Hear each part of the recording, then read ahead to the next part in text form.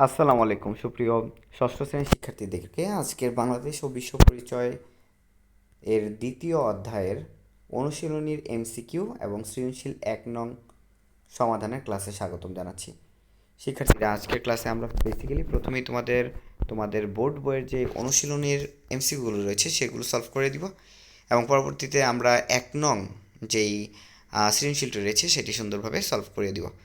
So প্রথমে বলছে কোন তারিখে বিজয় দিবস পালিত হয়। দেখো অ্যান্সারটা হবে 16ই ডিসেম্বর। এখানে ঢুকে গেছে, সরি। তারপর বলছে প্রাচীন বাংলায় ব্যবসা বাণিজ্য প্রসারের কারণ কি। অবশ্যই কি হবে বলো তো শিক্ষার্থীরা? অধিক উৎপাদনশীল কৃষি ও শিল্প। সো যারা যারা রানার্স টিমে প্রথম এসেছো অবশ্যই চ্যানেলটিকে সাবস্ক্রাইব করে পাশে থাকা বেল আইকনটি বাজিয়ে দিবে। শিক্ষার্থীরা, এখানে বলা হয়েছে যে নিচের উদ্দীপকটি পড়ে 3 ও 4 নম্বর প্রশ্ন উত্তর দাও। তথ্য 1, নরসিংদীতে পাথর ও কাঠের তৈরি হাত, কুঠার, বাটালি, তারপর হচ্ছে তীরের ফলা আবিষ্কৃত হয়েছে। তথ্য 2 বলছে ঢাকার একটি বিদ্যালয়ের ষষ্ঠ শ্রেণীর শিক্ষার্থীরা সভ্যতার নিদর্শন দেখার জন্য বগুড়া ও নরসিংদীতে শিক্ষা সফরে যায়। তো তথ্য 1 কোন যুগে নির্দেশ করে। অবশ্যই প্রাগৈতিহাসিক যুগ।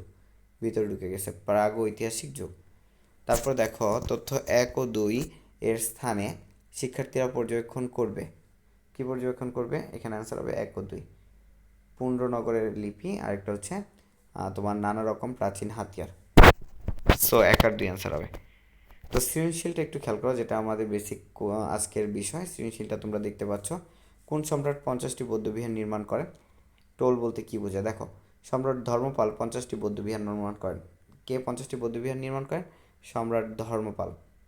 তারপর বলছে টোল বলতে কি বুঝো। সো প্রথমেই লিখবো প্রাচীন বাংলাদেশে হিন্দুদের উচ্চশিক্ষার প্রতিষ্ঠানকে টোল বলা হতো। তারপর আমরা এখান থেকে লিখব যে হিন্দু ধর্মগ্রন্থ টোলের প্রধান পাঠ্য বিষয় ছিল। প্রাচীন বাংলাদেশে হিন্দুদের প্রাথমিক বিদ্যালয় ছিল 3 ধরনের। দেখো, গুরুগৃহ, তারপর হচ্ছে চতুষ্পাঠী, তারপর হচ্ছে পাঠশালা। চতুষ্পাঠীতে পড়তে পারতো কেবল ব্রাহ্মণ ঘরের ছেলেমেয়েরা। এখানে সংস্কৃত ভাষা শেখানো হতো যাতে টোলে উচ্চশিক্ষা গ্রহণে করতে সুবিধা হয়। এরপর খেয়াল করো চিত্র 1-এর মতে কোন প্রাচীন বাংলাদেশের গৌরবময় ক্ষেত্রটি ব্যাখ্যা করো। এটা হচ্ছে আমাদের চিত্র 1, প্রধান ফসল ধান, ঠিক আছে। এটা কৃষির কথা নিশ্চিত বলছে। গৌরবময় ক্ষেত্রটি হলো অর্থনীতি বা যা কৃষি, কুটির শিল্প, ব্যবসা বাণিজ্যকে বোঝায়। সো এখানে আমাদের প্রচুর ধান উৎপাদন হতো, রপ্তানি পণ্য দ্রব্য, চিংড়ি ও ব্যাং, এই কথাগুলো বলা হয়েছে। তো প্রাচীন যুগে বাংলাদেশের অর্থনীতি ছিল কৃষি নির্ভর। এই সময় কৃষিতে উদ্ধৃত ছিল ধান ছিল প্রধান ফসল।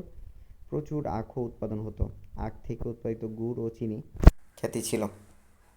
এই গুড় ও চিনি বিদেশে রপ্তানি হতো। তুলা, সরিষা ও পান চাষের জন্য বাংলাদেশ বিখ্যাত ছিল। তৃতীয় পারে আমরা লিখব প্রাচীন যুগ থেকে বাংলাদেশের তাঁতিরা মিহি সুতি ও রেশমি কাপড় বুনতে পারদর্শী ছিল। আমরা জানি বাংলাদেশের মসলিন কাপড় পৃথিবী বিখ্যাত ছিল। এই মসলিন তারপরও রপ্তানি হতো। কৃষি ও শিল্পক্ষেত্রে উৎপাদন বাড়ায় ব্যবসা বাণিজ্য বিকাশ লাভ করে। প্রাচীন বাংলাদেশের ব্যবসা বাণিজ্য নদীপথেই বেশি হতো, যা প্রাচীন আমলে বাংলাদেশের গৌরবময় ক্ষেত্রটি সুস্পষ্টভাবে ফুটে ওঠে। এরপর আমাদের বলছে তৃতীয় প্যারায় যে চিত্র 2-এ উল্লিখিত বিষয়গুলো প্রাচীন বাংলাদেশের গৌরবের সাথে সাদৃশ্যপূর্ণ ব্যাখ্যা করো। তো চিত্র 2 বলছে আকাশপথে আমেরিকায় তৈরি পোশাক রপ্তানি, পাটজাত দ্রব্য বিশ্বব্যাপী প্রশংসিত। তো আমরা লিখব আমি মনে করি চিত্র 2-এ উল্লিখিত বিষয়গুলো প্রাচীন বাংলাদেশের গৌরবের সাথে সাদৃশ্যপূর্ণ। দ্বিতীয় পারে লিখব প্রাচীনকাল থেকে বাংলাদেশের কারিগররা বেশ ভালো কাপড় বুনত, তাই এদেশের অর্থনীতিতে গুরুত্বপূর্ণ ভূমিকা রাখত মসলিন কাপড়। সে সময় তাঁতিরা মিহি সুতি ও রেশমি কাপড় বুনতে পারত। দেশের চাহিদা মিটিয়ে কাপড় বিদেশেও রপ্তানি করা হতো। বাংলাদেশে মসলিন কাপড়ের সুনাম সারা বিশ্বে ছড়িয়ে পড়েছিল। অনুরূপভাবে বর্তমান বাংলাদেশ থেকে আমেরিকায় তৈরি পোশাক ও পাটজাত দ্রব্য রপ্তানি করে বিশ্বব্যাপী সুনাম অর্জন করছে। বর্তমানে পোশাক রপ্তানি করে সিংহভাগ বৈদেশিক মুদ্রা অর্জন করছে। এমনকি সারা বিশ্বে বাংলাদেশের তৈরি পোশাকের কদর রয়েছে। বর্তমান তৈরি পোশাক ও পাটজাত দ্রব্য যেমন বিশ্বব্যাপী প্রশংসিত, তেমনি প্রাচীন বাংলার মসলিন ও জামদানি কাপড়ও বিশ্বব্যাপী প্রশংসিত। সুতরাং দৃশ্যকল্প 2-এ উল্লিখিত বিষয়গুলো প্রাচীন বাংলাদেশের সাথে সাদৃশ্যপূর্ণ। সো এই ছিল আমাদের অ্যান্সার।